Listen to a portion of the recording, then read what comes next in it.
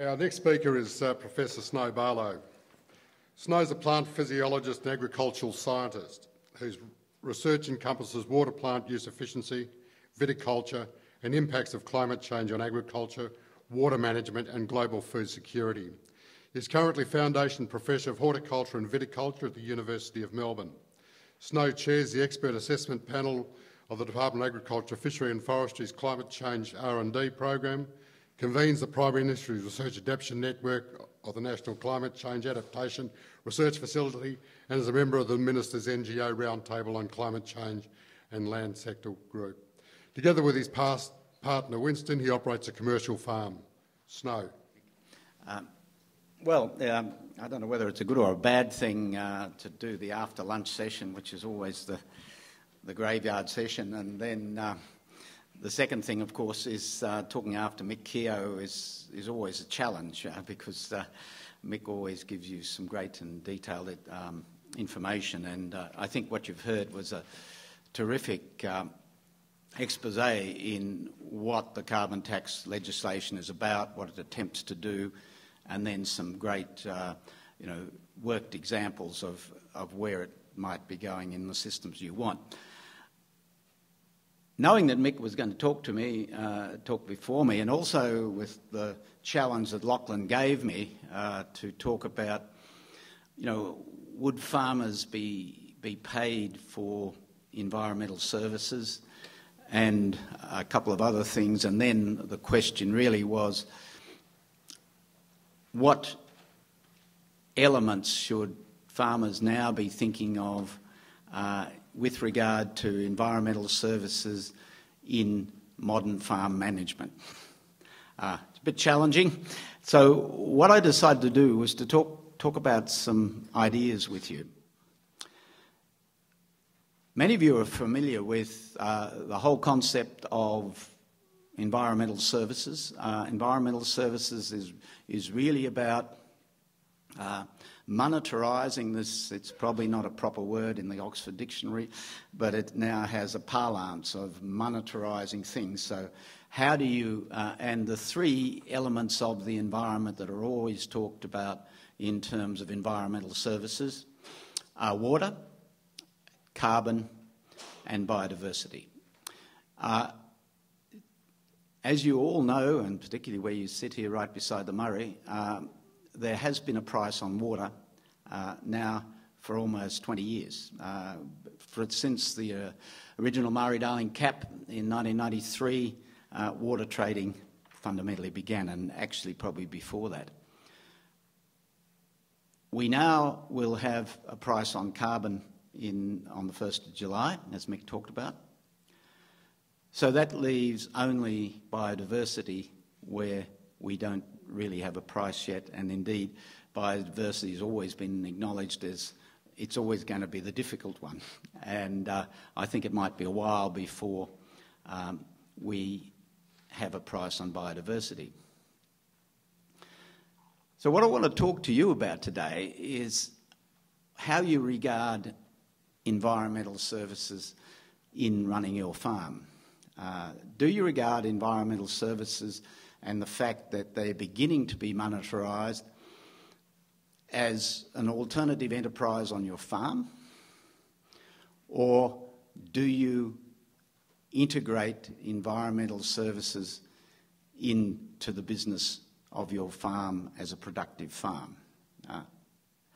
I say this because how you approach, and as Mick just told you, how you approach soil carbon, how you approach plantation forestry, and how you approach decreasing emissions, whether it be from animals, whether it be methane from waste anaerobic ponds, will depend in a bit in your philosophy approaching those things. And it also will depend, I hope I can make this go forward, yeah.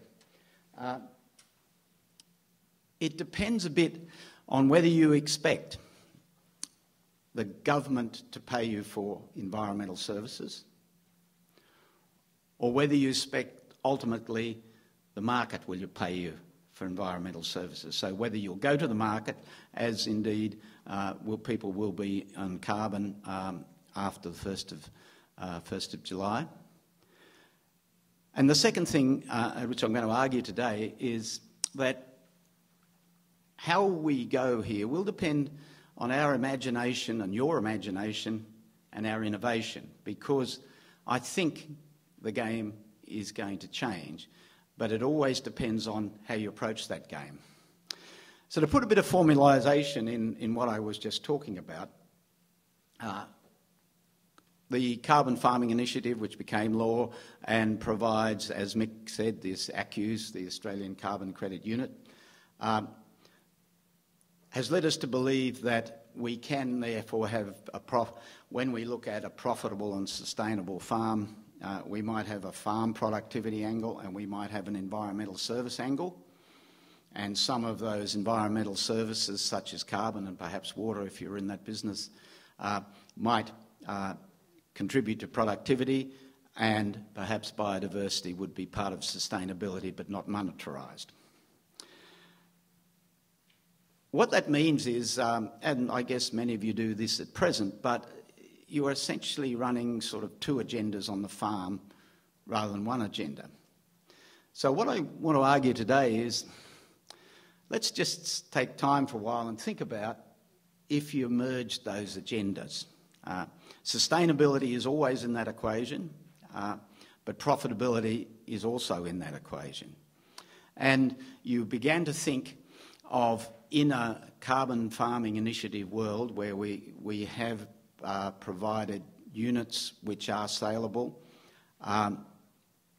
how you can incorporate that into your farming operations, and what the emphasis is in the farming operations, whether those emphasis in the farming operation is indeed on what you might call traditional but are very much evolving products, whether they be beef, wool, wheat, milk, whatever, but farm, in my case grapes, or whether you regard them that you're looking for a separate and a substantive income through environmental services. And to look at that, I just want to take you, and it's not dispelled myths, but a different way of looking at things. This is a global carbon cycle. Luckily Mick did a great job of explaining this. This is in billions of tonnes of carbon rather than carbon dioxide. So if you want to convert those figures to carbon dioxide, just multiply them by 3.67. But they're all in carbon. And what you see there is that 750 billion tonnes of carbon that sits up there in the atmosphere is probably the smallest pool on the globe, probably just a bit bigger than the plant pool, if you see on your left, the green part, smaller than soil, much smaller than fossil fuels, and much, much smaller than what's in the oceans. So when we talk about decarbonising the world, when we talk about carbon-constrained economies, we're not really talking about taking carbon away. Carbon is the central thing to everything we do. The first thing a plant does is grabs carbon and makes some other compounds, whether that be sugars or proteins or whatever. So it's really what we're talking about is energy, not carbon.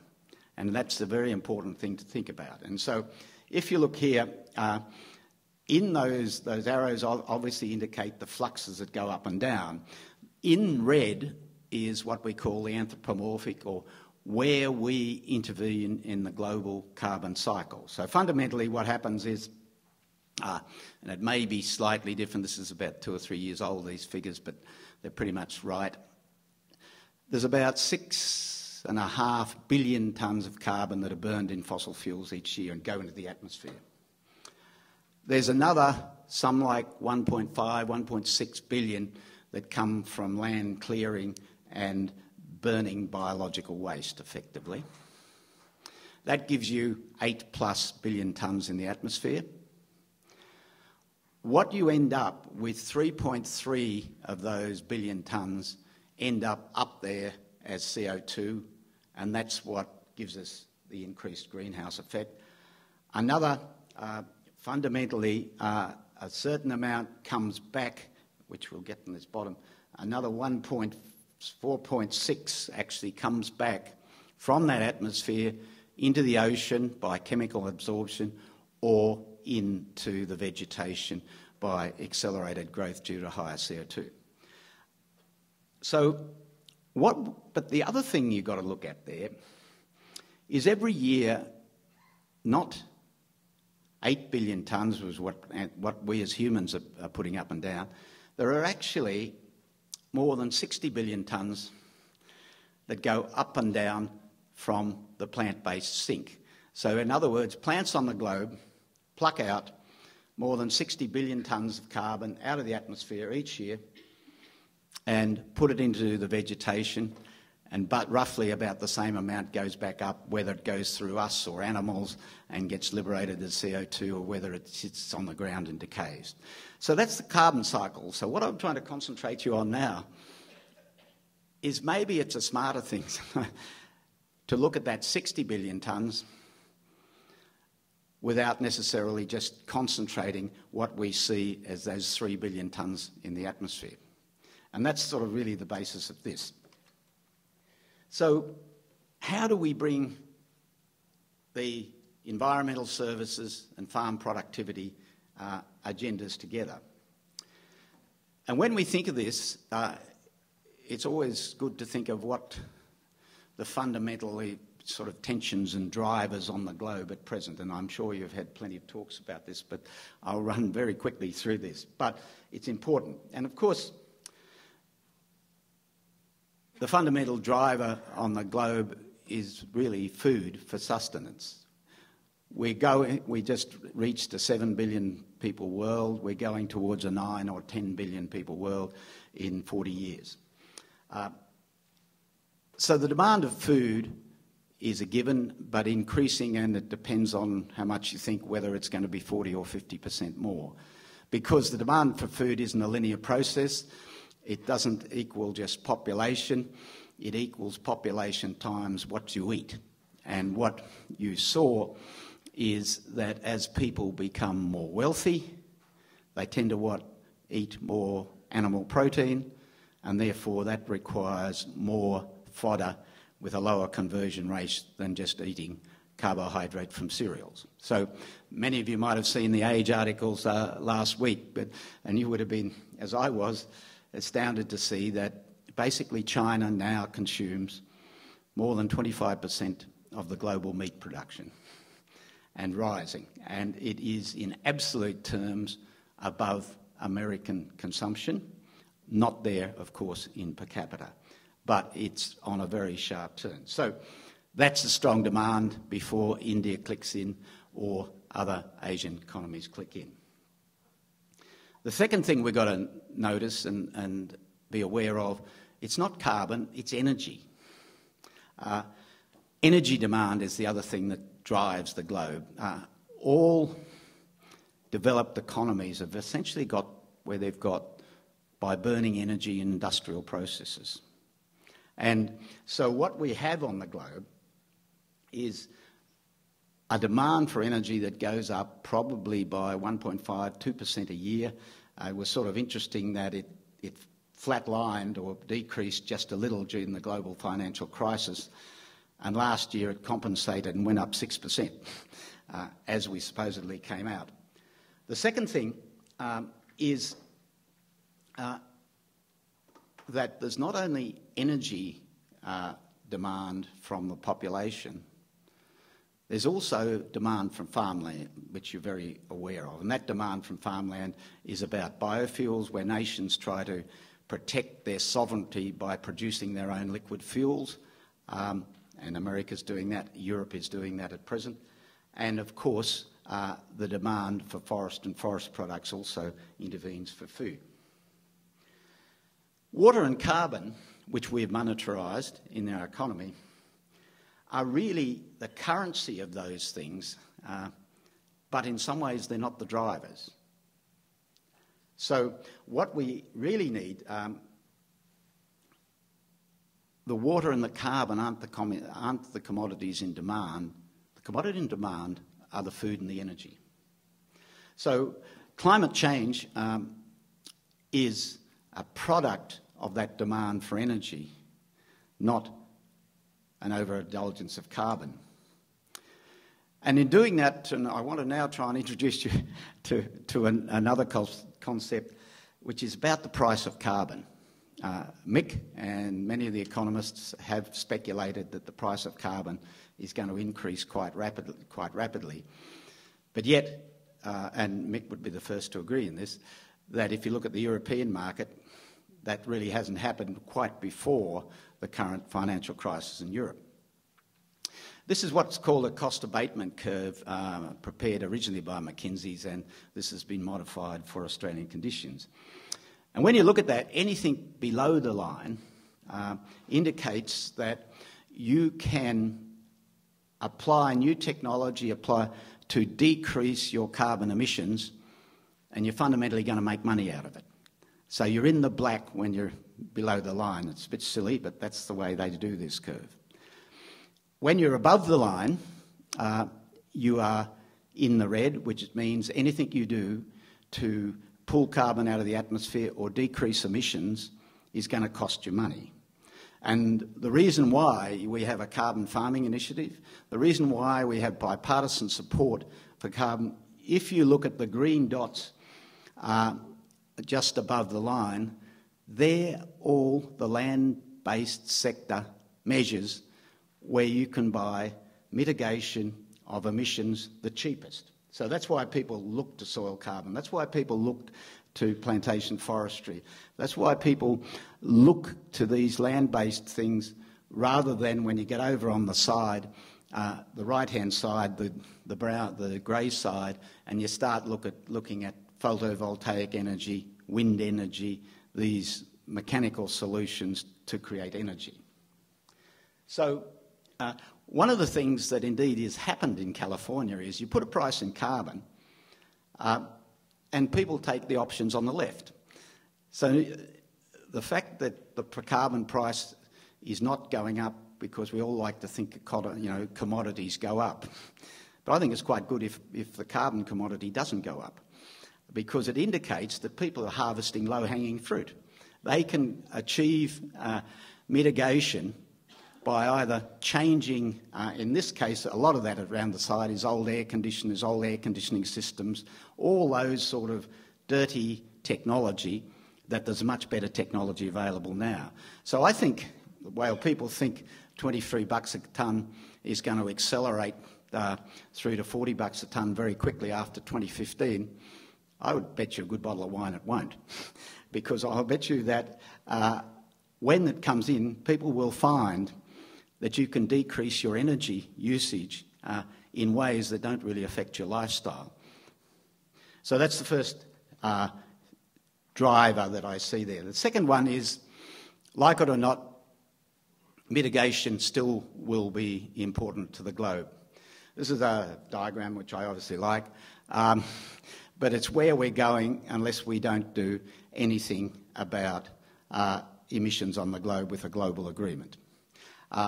It's good to think of it in terms of generations, and then I've taken the liberty of putting Winsome and I there where we might, and we'll be probably okay because we're probably only going to see 1 degree. Our kids are probably going to see 2 degrees. And our grandkids, of which we've got 10 of them, are going to see 3 to 4 degrees. That's going to be the pressure that'll keep coming in terms of having to do something about climate change. If you think of your grandkids, you want to do something about it. And that's that yellow area where we have to decrease emissions. The other tension which is very important in our area here is agriculture and the production of food, and we said food was one of the major drivers, is also a large emitter of greenhouse gases. And while under the current carbon tax arrangement, agriculture is not a covered entity and hasn't any commitments, and the CFI provides a way for agriculture to develop offsets without commitment. As we go forward on a you know, an intergenerational level, I'm talking 20, 30 years, and we do sop up a lot of the energy efficiency in the globe, even go away from coal to gas and maybe to photovoltaic in terms of, and solar in other ways, in energy production, food is going to begin to stand out as a big emitter. If you look at that diagram at present, you'll see if you put agriculture and land use change and forestry together, you get something that is almost 30%. And this is a global figure, but Australia's own figures aren't very different from this. And if you cut down that power generation, say, to take it down to 10%, and if you take transportation with biofuels down to something that is half that, suddenly agriculture expands to something that is like 50% of the emissions very quickly. So one of the inevitabilities for me, and why I'm saying this, is if you're planning your future farming systems, that you have to begin to think of not necessarily cutting your total emissions, because that's going to be very difficult globally in agriculture and food production. You need to think in terms of cutting the greenhouse gas intensity of the products you produce. In other words, and there's two ways of doing that, and both, you can do both. You can either cut the emissions you make, or you can produce more, the productivity agenda, for the same amount of greenhouse gas. And either way, you're going to end up with a lower greenhouse gas intensity of whatever you produce. So let's go back to try, you know, how we might monetize the farm. So really what I'm saying, in doing that, is it better to concentrate on carbon credits, or is it better to concentrate on productivity with sustainability? And because are we making then a bet that the price of food might go up more in the long term than the price of carbon credits? Quite apart from where it stands, and as Mick said at present. The other thing, of course, is the questions of change of the sovereign risk, the question of change of government. You know, do we attempt to extract social payments, which that's what environmental services from government are, for maintaining natural resources? This has been an argument that's been there for a very long time, and few companies are doing it. But it may be that the environmental services eventually become part of the price of the products you sell. Now, people have tried that, and people are getting some, you know, some premiums for biological farmed milk and that. But in general, the organic premiums and the environmental premiums and the environmental branded products are relatively small to date, but they're nonetheless there. So in practice, would it mean we were concentrating on food and converting waste to combine carbon into energy? I want to take you to an example to get you thinking about this. This is a map mapping what we call net primary productivity, and that is the amount of carbon the plants in any one place in eastern Australia pull down, less the amount of carbon they respire each year. So it's the net amount of carbon that comes down. Don't worry about the figures there, because I'm going to show you something that you can probably understand a bit better. It depends obviously on soils and rainfall, give or take vegetation type a bit. But if you look at that, you can see if you're in 400 mils, you might, you know, come up at 2.5, you know, basically a year. Dry matter production about 5, and then an abatement potential of maybe 9 tonnes of CO2. The others are on carbon. And if you're in 800, you'll get to 15 tonnes of dry matter per hectare, and 20, as Mick said, about 25 tonnes per CO2. That's assuming you could harvest it all. But just think about it. In your own production systems, on 15 tonnes of dry matter per year, how much, if you're able to use it all, how much milk could you produce, and what would be the gross margin on that? If you thought of it as meat, there is a harvest, there's obviously a grazing efficiency, indice that you've got to put in there, but how much meat can you produce on that? And how much wheat could you produce in a cropping situation? And even more, how much do you have to bet that the 23 tonnes that'll start are going to go up rather than go down in terms of if you were looking to harvest 27 tonnes, and it's probably about half that. So you have to ask that, which will give you the better return? So in looking forward to the sort of things that, I think we should be thinking about on farms is how we bring those together. Mick indicated in his talk, which is a great introduction, in a sense of, in terms of the risk to your enterprises, the better bets are reducing emissions rather than going for sequestration into soil or perhaps environmental plantings. That's a different thing. You're doing that for other purposes. Soil logs, again, is different. But if you think of just soil, there are risks there.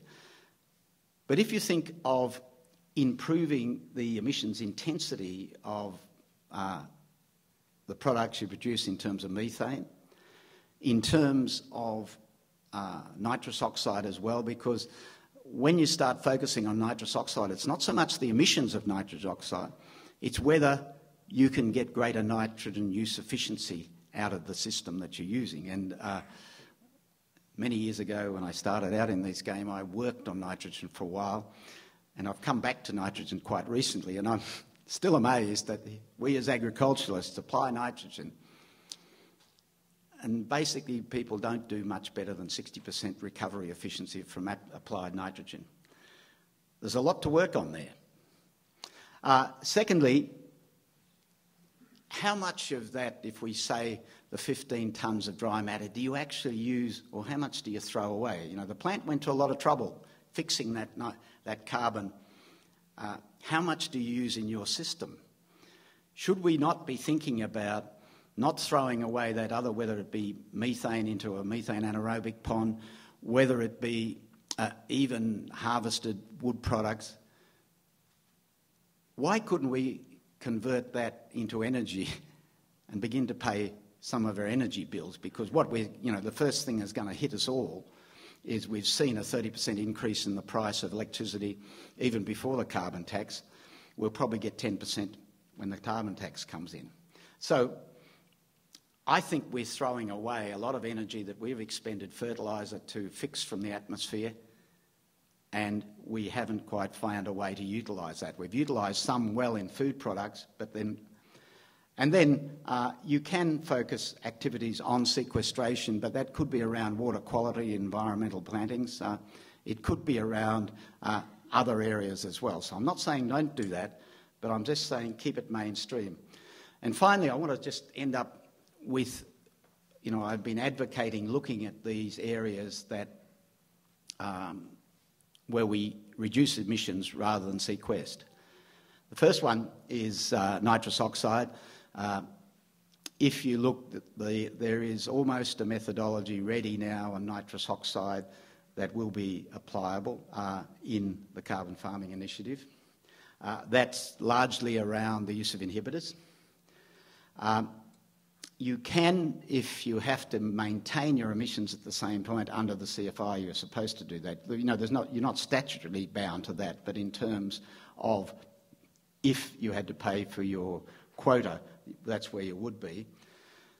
So you can reduce both the nitrogen you use, but if you went the other way in the emissions intensity argument, you might be able to increase productivity and also decrease the emissions intensity. And a figure Richard Eckhart gives me is that to use the nitrification and urease inhibitors on farm, you'd have to get your money back from the CFI, you'd have to have a carbon price of $800.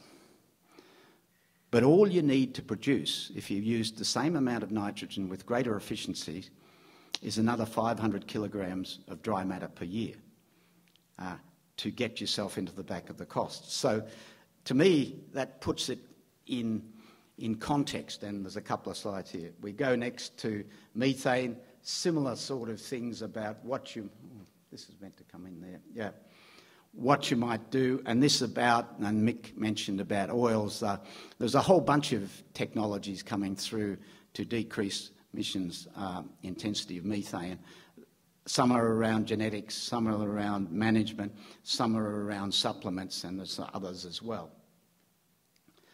And just the reality check on that is, you know, a New South Wales example, if you turn off earlier, if you manage better change, you can perhaps, where you might get a 20% less cows in crossbreeding, profits might be $750 per farm from your bottom line, $700 from the CFI.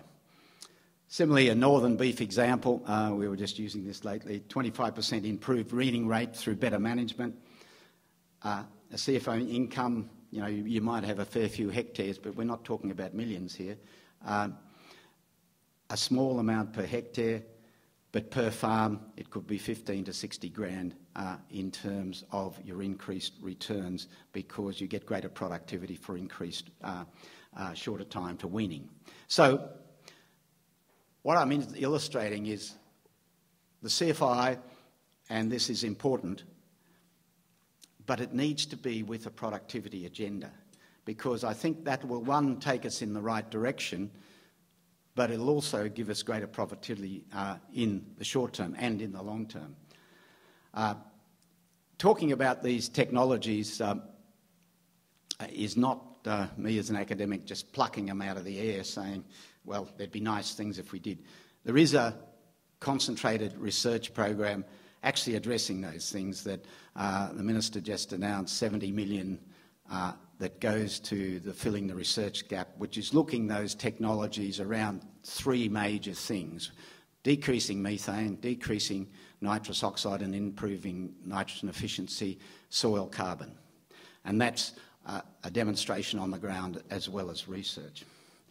And finally, I think what I've been trying to introduce the thoughts today is that we should try to put together that sustainability agenda, environmental services agenda, to make it synergistic with the productivity agenda, because that's where the outcomes are, and that's where the financial outcomes will be.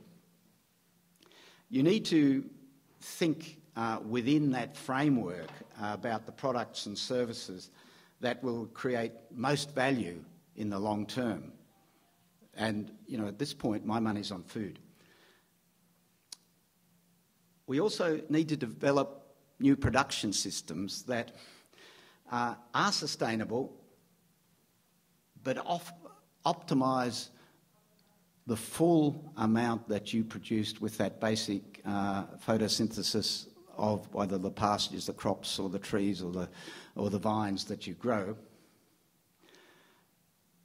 And inevitably, if we all think about this agenda, you know, there are the researchers there are the people such as the cats man, but then there are you and I as farmers. A lot of innovation happens on the ground, and it will not be the same solution for everyone in the same region. It will not be the same solutions in different regions. But it will be, people will develop solutions if they have access to the technology, if their mind's in the right place, that can produce outcomes that I think will be not only sustainable, making use of where we have monetarised water and carbon, and perhaps biodiversity in the future, but having it on that strong productivity base that produces food. Thanks.